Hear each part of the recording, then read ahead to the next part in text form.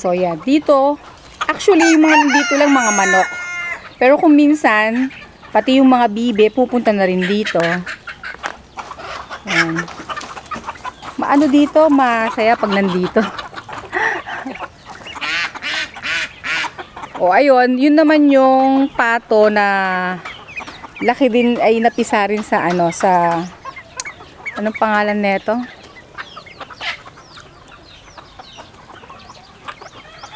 Sa incubator. So, ito yung aking mga goose. Hi! Geese pala. Ayan, malalaki na sila. Ay, nako, ay, yung mga yan, lagi na lang maiingay yung mga yan. Ito yung mga, uy, malalaki na yung aking mga Peking duck. Actually, itong Peking duck pala na to, itong isa na to, pati ito, ang nagpisa dyan, mga native na ano, native ducks. Ganyan kagugulo yung mga yan. So, marami, ay may hinog na daw sa ano mayong ah. May hinog na. So, ayan ang mga lemongrass. Ayan.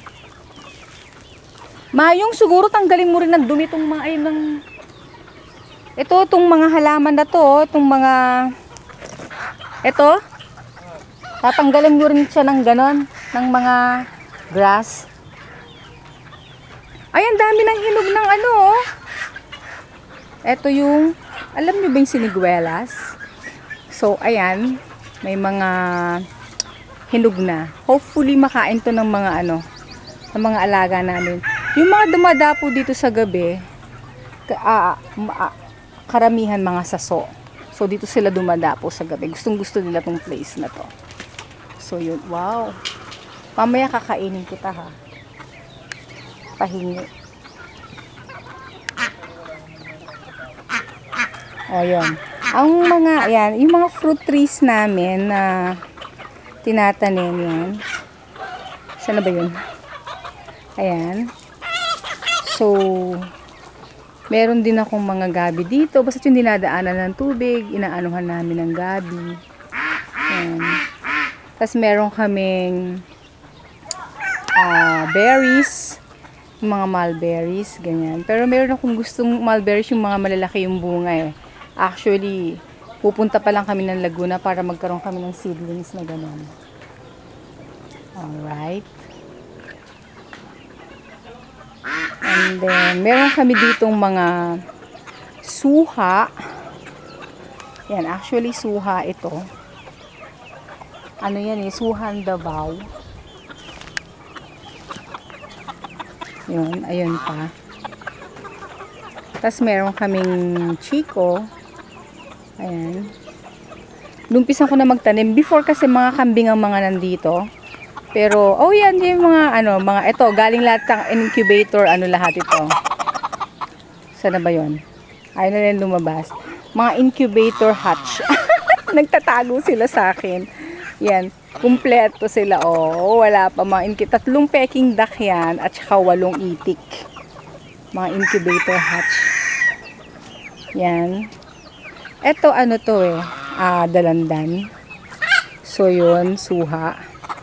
Nagtanim din ako dito ng mga dayap, ng oranges. Ewan ko lang kung tutubo yung oranges. Nagtanim din ako ng anong pangalan nito? Ng mga rambutan. Ito, rambutan ito. So, yan. Ay, natutuwa naman ako kasi nagkaroon na siya ng this one. Bagong dahon. Yan. So, hanggang doon, nagtanim ako. Ewan ko lang kung ilang rambutan yung tumubo. Meron akong 6 na puno na tinanim. Pero meron akong nakita hindi tumubo kasi. So, hindi ko pa alam kung ilan. So, yun. Yan. Yung diretso na yan, yung hilera na yan, mga guyabano yan. So, silkies. Alam mo ba kung saan ka papasok? Nandiyan ka na naman sa labas. So, ito, paggagapangin ko to. Ito. Gusto ko gumapang siya papunta dito. Dito sa lugar na to. Para hindi ganong mainit dito sa anuhan ng mga hayop. Kasi mabilis yan eh. Mabilis lumaki. Mabilis gumapang. Yan.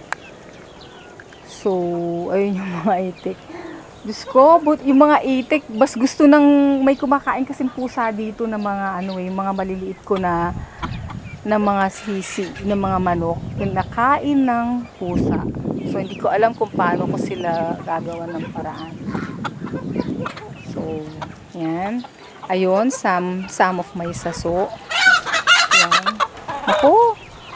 Eto. Oh, mother yung mga yan. Hindi mo na kailangan pang lapitan. Mother. So, eto, mga naglilingin yan. Yan. So, ito complete na to lahat. Oh, baby. Sige, okay ka na dyan. Huwag ka nang aalis. So, ito may itlog. So, ito naglilingin.